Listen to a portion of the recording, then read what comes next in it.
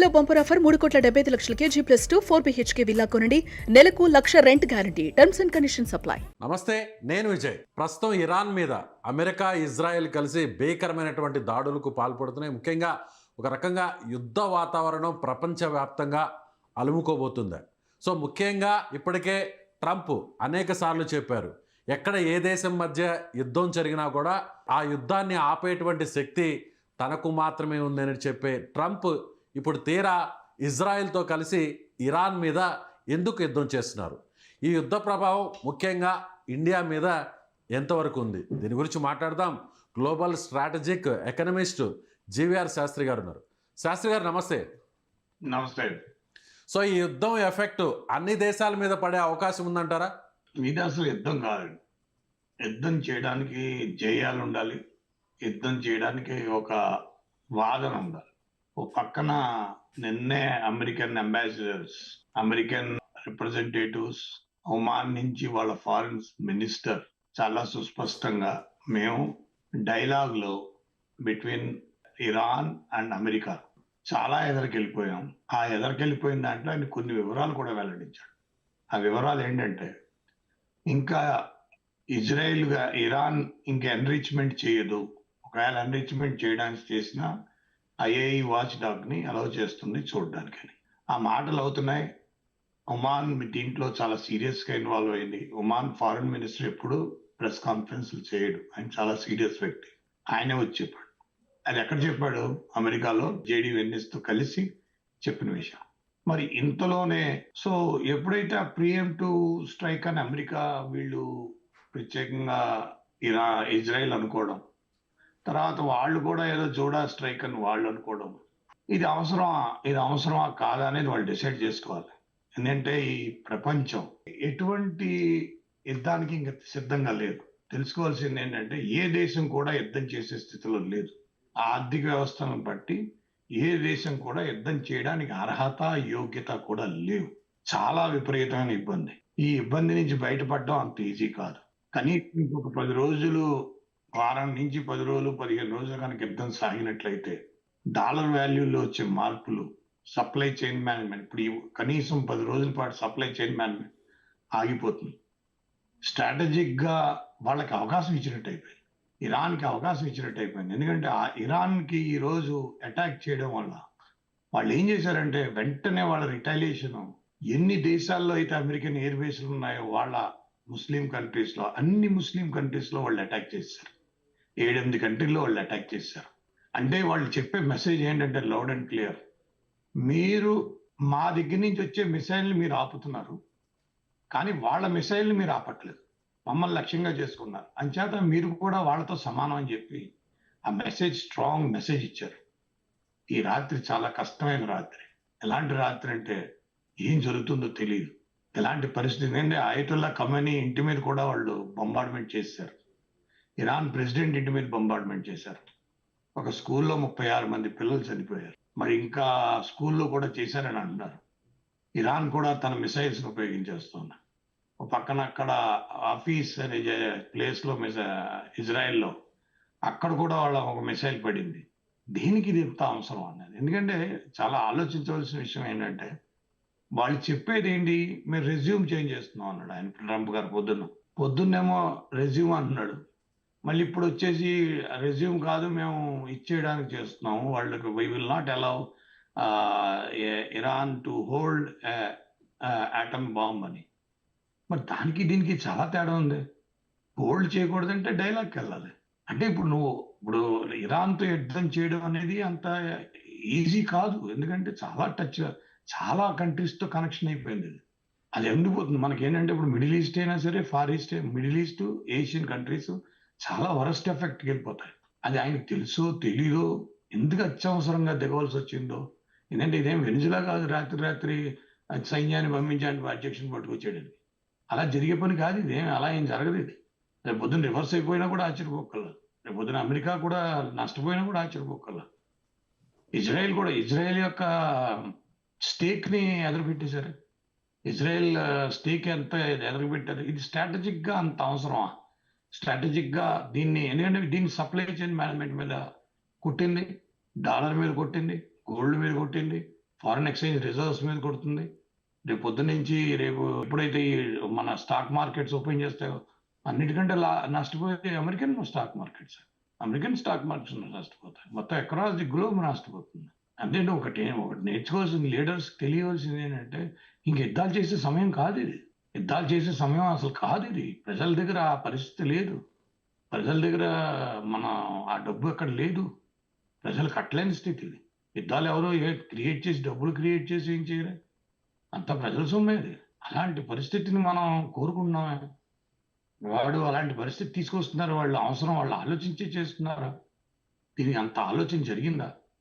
ఇంత స్ట్రాటజిక్ గా ఎందుకంటే మీరు ఇప్పుడు చూడండి వాళ్ళు ఎంత దారుణంగా ఇజ్రాయెల్ మిసైల్స్ వేసారని చెప్పి గబగబ ఖతార్, బహ్రెయిన్, కువైట్, యుఏఈ అన్నిటి మీద వేస్తారు. వాళ్ళు కనెక్ట్ చేస్తారు. ఇది స్ట్రాటజిక్ గా ఎక్స్పెక్ట్ చేయలేదు. వాళ్ళ బేస్లు ఉంటాయి. బేస్ల మీద వాళ్ళు అటాక్ చేస్తారు. ఆ బేస్లు ఎప్పుడైతే అటాక్ చేస్తారో వాళ్ళకి ఏంటి ఇప్పుడు తెలుస్తుంది ఏంటి, ఇప్పుడు వాళ్ళు డెసిషన్స్ తీసుకోవాలి. ప్రతి కంట్రీ డెసిషన్ తీసుకోవాలి. ప్రతి కంట్రీ డెసిషన్ తీసుకోవాలి.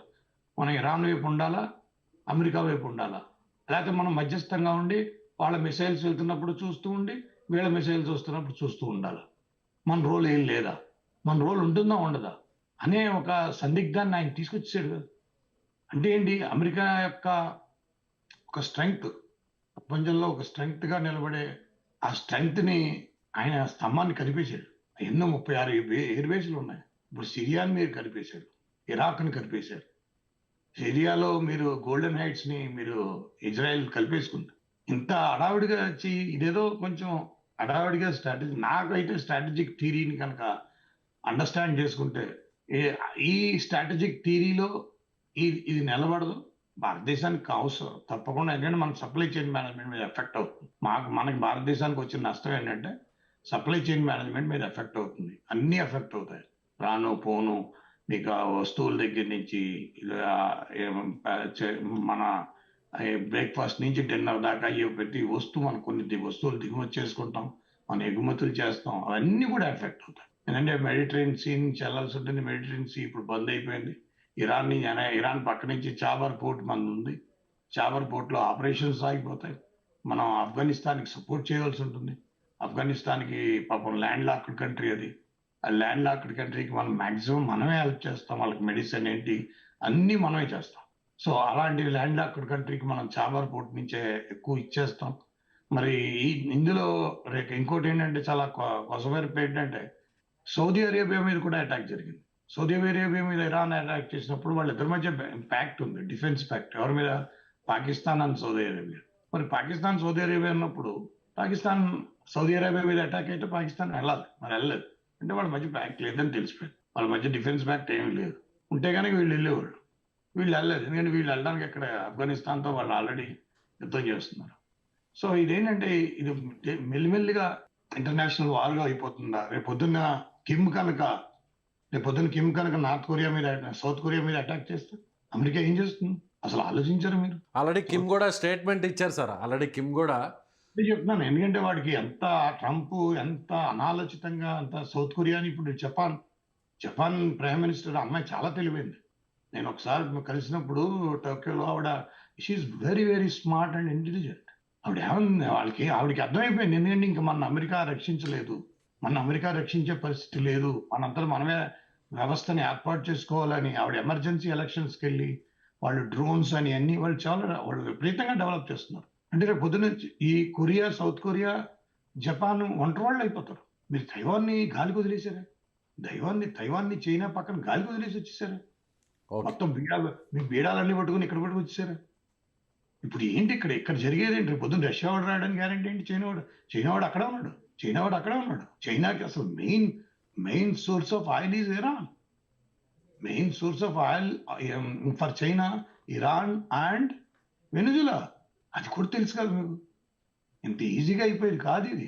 దీన్ని ఎక్కడికి ఈ రాత్రి నాకు అదే అనిపిస్తుంది. ఈ రాత్రి ఎలా దాటుతున్నామా, ఈ రాత్రి ఎలా వెళ్తుందో, ఎటువంటి దిశలోకి వెళ్ళిపోతుంది. ఎందుకంటే మనం ఒక గ్లాసు నీళ్లు కింద పోసిన తర్వాత దానికి దిశానిర్దేశం చేయలేము. అది ఎటు వెళ్తుందో తెలియదు. అలాంటి వ్యవస్థీకృత విధానం మీద మనం ఆధారపడ్డామంటే ఎలాంటి పరిస్థితికి వెళ్ళిపోతుంది? నేను మన ప్రజలందరూ మిడిల్ ఈస్ట్ లో ఎన్నో లక్షల మంది మన ప్రజలు ఉన్నారు. అందరికీ చూడవలసిన బాధ్యత ఉంది. ఇలాంటి ఈ నాయకులకి నేనెందుకు చెప్పాలనుకున్నానంటే, స్ట్రాటజిక్‌గా నాయకులకి ఇంత అనాలోచితం. అంటే ఈ ప్రతీదీ టేబుల్ మీద జరగాలి. మాక్సిమం టేబుల్ మీద జరగాలి. యెస్. టేబుల్ మీద ఇప్పుడు ఇది అయినా కూడా జరిగేది టేబుల్ మీదే. ఇప్పుడు మీకు యుద్ధాలన్నీ జరిగిపోయినా కూడా చివరన కూర్చునేదే టేబుల్ మీద. అది ఎప్పుడు జరుగుతుంది? ఎలా జరుగుతుంది? ఎంత నష్టం జరిగిపోతుంది?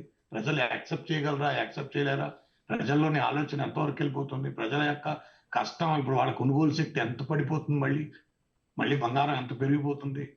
ఇది మన యూఎస్ డాలర్ ఎంత ఇదవుతుంది? రిజర్వ్ బ్యాంక్ ఎంత ప్రెషర్‌కి వెళ్ళిపోతుంది? మళ్ళీ అప్పులిచ్చే శక్తి ఇంకా బ్యాంకుల దగ్గర తగ్గిపోయిందా? మన బ్యాంకింగ్ సిస్టమ్‌లో అప్పులిచ్చే శక్తి తగ్గిపోయింది. ఇంక అప్పులిచ్చే పరిస్థితి లేదు. అలాంటి పరిస్థితి తెచ్చేసుకున్నాం మనం. ఒక ఆర్థికవేత్తగా నేను కొన్ని చెప్పాల్సినవి ఉంటాయి.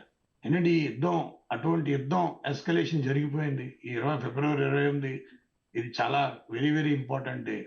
ఇది ఏ స్థాయికి తీసుకెళ్తుంది అనేది ఈ రాత్రి తెలిసిపోతుంది. Right sir. చూద్దాం. మీరన్నట్టుగా రాను రాను మరికొన్ని గంటల్లో ఏం జరుగుతుందో కూడా వేచి చూద్దాం. సో ఇది జీవీఆర్ శాస్త్రి గారు, ప్రొఫెసర్ గారు చెప్తున్నట్టుగా ఖచ్చితంగా అమెరికా తీసుకున్నటువంటి దుందుడుకు చర్య యావత్ ప్రపంచాన్ని ఇబ్బంది పెట్టే విధంగా మారింది. ముఖ్యంగా భారత ఆర్థిక వ్యవస్థ మీద కూడా పరోక్షంగా దీని ప్రభావం చూపే అవకాశం ఉంది. అలాగే ఇస్లామిక్ కంట్రీస్లో కూడా ఇప్పటికే విచ్ఛిన్నం అయ్యేటువంటి పరిస్థితులు ఏర్పడ్డాయి. ముఖ్యంగా ఏదైతే ఎయిర్ బేసెస్ ఉన్నాయో వాటి మీద కూడా ఇరాన్ దాడి చేయడంతో సో ఇప్పుడు ఇవాళ రాత్రి జరగబోయేటువంటి పరిణామాల మీదే సో యావత్ భవిష్యత్ అంతా కూడా ఆధారపడిందని శాస్త్రి గారు చెప్తున్నారు. Thank you so much.